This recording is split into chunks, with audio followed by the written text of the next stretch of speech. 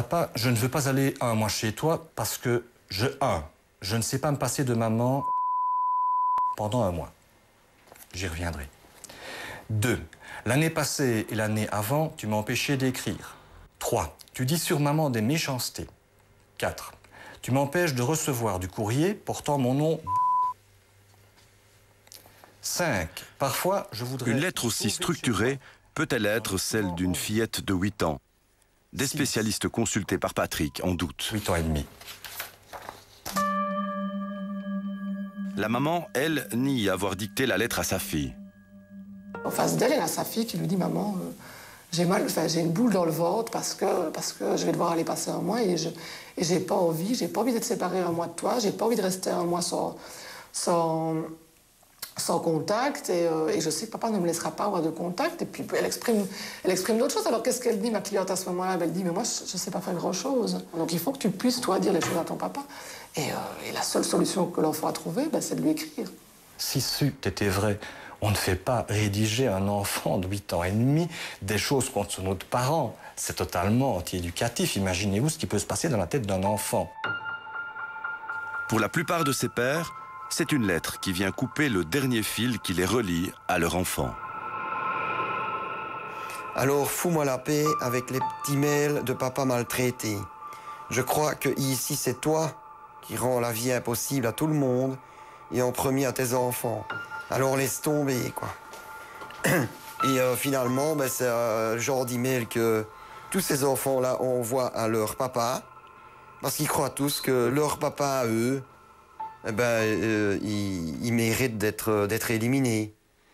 Une fois que le ciment est pris, qu'il devient solide, malheureusement, il faut un marteau-piqueur ou un bulldozer pour le renverser. Donc, une fois que le processus d'aliénation parentale est cimenté, ça devient très, très difficile de lutter contre ça. Parce qu'il y a vraiment un langage, un discours, et quand les enfants sont entendus par un juge, par exemple, quand ils sont bien conditionnés, les juges, les psys, les experts, la plupart du temps, sont tout à fait convaincus de la sincérité de l'enfant. Et d'ailleurs, ces enfants sont d'une grande sincérité. Parce que les enfants eux-mêmes n'ont plus besoin d'être manipulés à un moment donné. Ça devient des petits soldats qui n'ont plus besoin de recevoir des ordres ou des suggestions. Aujourd'hui, Jean-Marie et Adrien vont rendre visite à Boris, le frère aîné, qui souffre d'un lourd handicap. Il vient d'être placé dans ce centre. Cela fait des mois que Jean-Marie était sans nouvelles. Ça fait 10 ans que ça dure. 11 ans qu'on ne le voit qu'au compte-gouttes. Donc on se fait une raison et on s'habitue à tout, même à l'insupportable, quoi. Au sein de l'institution, Jean-Marie va enfin revoir son fils. On l'a revu pour la première fois depuis plusieurs mois, parce qu'on a appris seulement que Boris était ici. On l'a seulement su un petit peu avant la Noël. Comment se fait-il que vous ne connaissiez pas l'adresse du centre de Boris? Parce que la maman ne communique pas les renseignements. Il faut les demander via l'avocat. Après des années de lutte et d'espoir déçus, la vie de ces pères, orphelins de leurs enfants, devient une torture quotidienne. Et certains, plus fragiles, estiment que leur vie n'a plus de sens. En fait, le 31, donc au moment du réveillon, à un moment donné, ça dérape. J'en peux plus, donc je déborde, j'éclate et je pars. Et en fait, je décide de rentrer chez moi à pied. Donc, il y a quand même quelques kilomètres à pied. Et évidemment, pendant tout le trajet, je broie du noir. Et donc, quand je rentre chez moi, voilà, j'avale une boîte entière de somnifères. Voilà. Je leur ai dit que je savais par l'avocat qu'il avait fait une tentative de suicide. Et elles m'ont toutes dit, tiens, il s'est raté, c'est dommage. Voilà.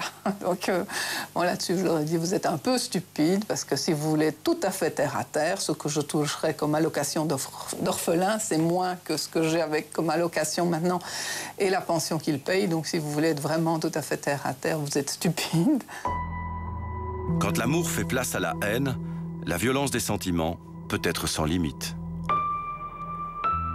Quand vous perdez un enfant parce qu'il ne veut plus vous voir, qu'il est psychologiquement détruit, j'appelle ça comme ça, ben vous Vous souffrez 2 fois. Vous souffrez une fois parce qu'il n'est plus là, et une seconde fois parce qu'il vous déteste.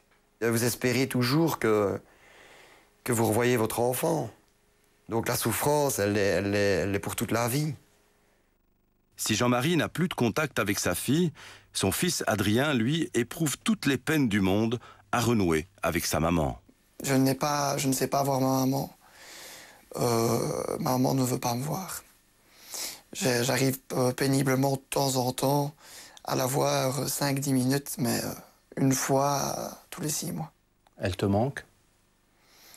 Ben, disons que ce qui me manque, c'est d'avoir une maman, mais avec tout ce qui s'est passé, c'est quand même dur d'accepter. Donc, moi, je ne saurais pas lui pardonner comme ça, vu qu'elle dit que c'est pas vrai tout ce qui s'est passé. En 2006, la loi a changé et l'hébergement égalitaire est devenu le principe de base. Mais il n'est pas obligatoire. Si les parents trouvent une solution plus favorable à l'enfant, c'est cette formule que le juge va privilégier. Mais pour nos 3 papas, il est trop tard. Impossible de faire marche arrière. Ils se qualifient eux-mêmes de génération sacrifiée.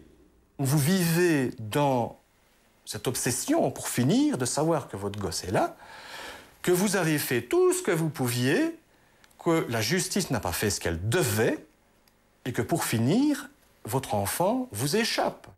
L'enfant, depuis 1 an et demi, dit « Je souhaiterais voir papa, mais je veux que ça se passe de façon différente et je veux que la relation soit plus sereine que ce qu'elle n'a été dans les derniers contacts. » Malgré la rancœur et l'incompréhension, Patrick et sa fille ne semblent plus très éloignés l'un de l'autre. Pour Alain, par contre, l'avenir paraît plus sombre. Je me dis aussi que peut-être dans 10-15 ans, j'aurai un jeune qui viendra se présenter à ma porte et qui me dira « Bonjour monsieur, il paraît que vous êtes mon père, mon grand-père. » Et voilà, ça sera peut-être comme ça que se feront des retrouvailles. Mais je sais très bien qu'à l'heure actuelle, j'ai beau espérer, elles ne sonneront pas à ma porte. Ça, je le sais bien.